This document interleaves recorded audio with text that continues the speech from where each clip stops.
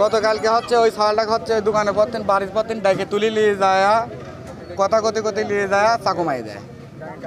গাঙের কাটায় নিয়ে যায় চাকু মাই দেয় তারপরে হচ্ছে রাজশাহী নিয়ে গেল রাজশাহী নিয়ে যায় সকালবেলা শুনে কি মারা গেছে এখন হচ্ছে এর সাথে তো মনে করেন আরও লোকজন আছে ওই সাল থেকে একাকি মারার সম্ভব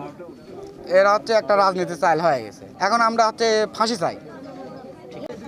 রনি ঘরে শুয়েছিল ইমন ডাকি তুলে নিয়ে যায় এর আগে ওরা দুজন দুই দল করে ওই দলাদলি নিয়ে ওরে বিবাদ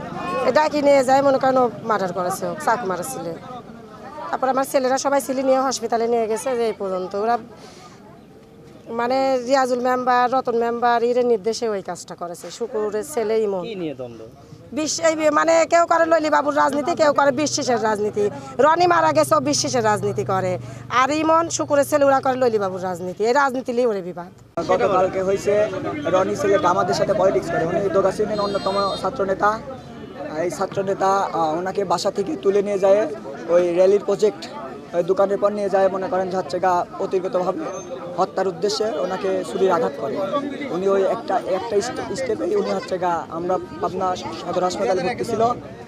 এখান থেকে ডাক্তার বললো যে রাজশাহী পাঠাতে হবে আমরা তাৎক্ষণিক রাজশাহী পাঠাইছি রাজশাহী পাঠানোর পরে আমরা রাত 4টার দিকে বাসায় আসছি এখন শুনে সকালবেলা ফোন আসলো রাজশাহী থেকে যে রনি আর নাই আমরা এর ফাঁসি চাই আমাদের বিচার করতেই হবে যে আমার ছোট ভাই রনি যে মারা গেছে সে ওখানে বসেছিল ওখান থেকে হচ্ছে ইমন নামের ছেলে যে হচ্ছে এসে আমার ছোট ভাইকে হচ্ছে চাকু মারে তারপরে ও হচ্ছে পাবনা সদর হাসপাতালে প্রায় 2 ঘন্টা যাবৎ ছিল সহ্য অবস্থায় ছিল তারপরে আমরা রাজশাহীতে রিফার করা হয় ওখান থেকে ইন্তেকাল করে যান ঘরে ডাহে তুলে নিয়ে যায় এরকম করে মারিয়ে দিয়েছে এরকম এইদিকে দুনিয়ায় চলে এইদিকে হয় বা মারেছে যে শুকুর ডাহাইলে তুলে নিয়ে যায় মারেছে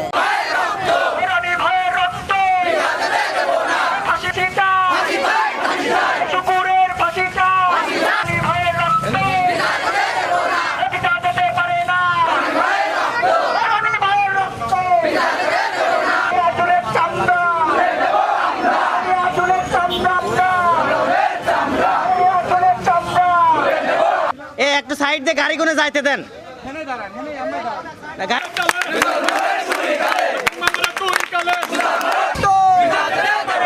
রনি ভাইয়ের রক্ত ফাঁসি ফাঁসি ফাঁসি চাই